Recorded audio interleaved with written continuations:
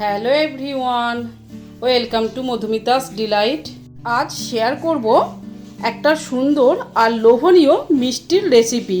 সেটা হলো কালোজাম, তাও ছানা ছাড়াই, শুধুমাত্র 10 টাকার পাউডার দুধে। কিন্তু মিষ্টি হবে 100% পারফেক্ট, নরম তুলতুলে, কেটে দেখাচ্ছি। আর রসে হবে ভরা, স্বাদে হবে অতুলনীয়। আমি 100% গ্যারান্টি দিয়ে বলতে পারি, আপনারা যদি এই রেসিপিটা ফলো করে বাড়িতে একবার বানান, তাহলে আবারও দ্বিতীয়বার বানাতে ইচ্ছা করবে। খুবই সাধারণ আর সহজ পদ্ধতিতেই তৈরি হয়ে যাবে এত সুন্দর আর পারফেক্ট একটা মিষ্টি। তাহলে শুরু করছি। প্রথমে একটা পাত্রের মধ্যে 10 টাকা দামের দুটো আমুল স্প্রে পাউডার দুধ নিলাম।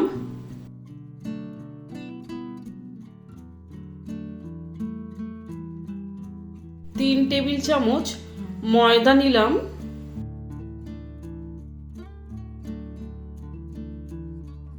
1/3 চামচ বেকিং পাউডার নিলাম।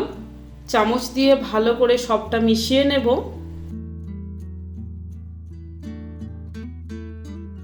তারপর আরেকটা পাত্রে একটা ডিম ভেঙে নিয়েছি, এর মধ্যে 1 টেবিল চামচ চিনি দিলাম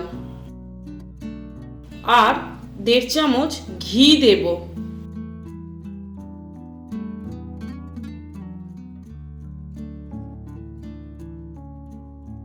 তারপর চামচ দিয়ে বা তারের হুইস্কের সাহায্যে ভালো করে ফেটিয়ে নেব, যতক্ষণ না পর্যন্ত চিনিটা ডিমের মধ্যে ভালোভাবে মিশে যায় ততক্ষণ পর্যন্ত।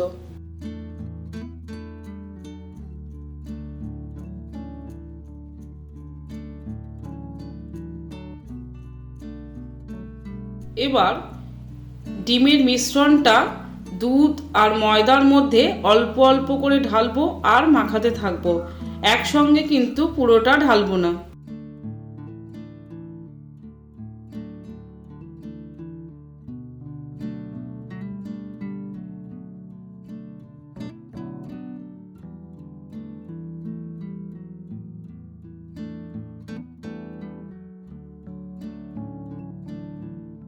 একটু নরম করে আঠালোভাবে মাখাবো। আপনারা বুঝতেই পারবেন যখন এটা মিশ্রণটা তৈরি করবেন, ঠিক এমন আঠা আঠা হবে, এই অবস্থাতেই রেখে দেব।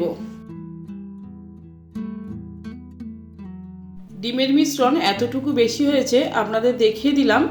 ডিমটা একটু বড় ছিল, তাই আপনারা একটা ছোট সাইজের ডিম নিলেই হয়ে যাবে। এরপর ঢাকা দিয়ে 10 মিনিট রেখে দেব। তারপর একটা বড় পাত্রে 1 কাপ চিনি দেব আর 2 কাপ জল দেব।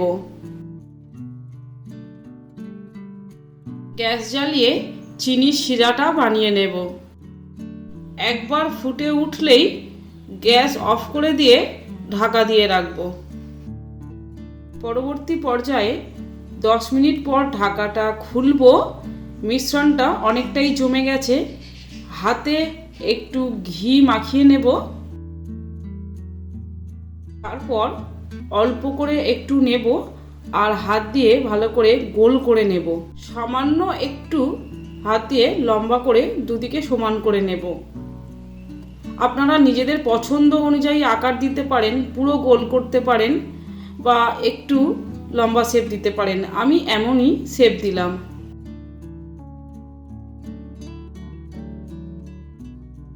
সবগুলো একই আকারে গড়ে নিয়েছি।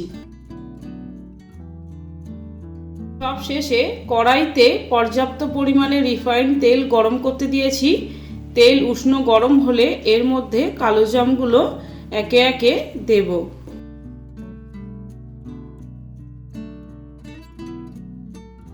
গ্যাসের ফ্লেম মিডিয়াম পজিশনে রাখবো। দেখুন আস্তে আস্তে কত ফুলে উঠেছে, ফুলে একদম গোল হয়ে গেছে। ঝাঁঝরি দিয়ে ঘুরিয়ে ফিরিয়ে পুরো চতুর্দিক কালো করে ভেজে নেব।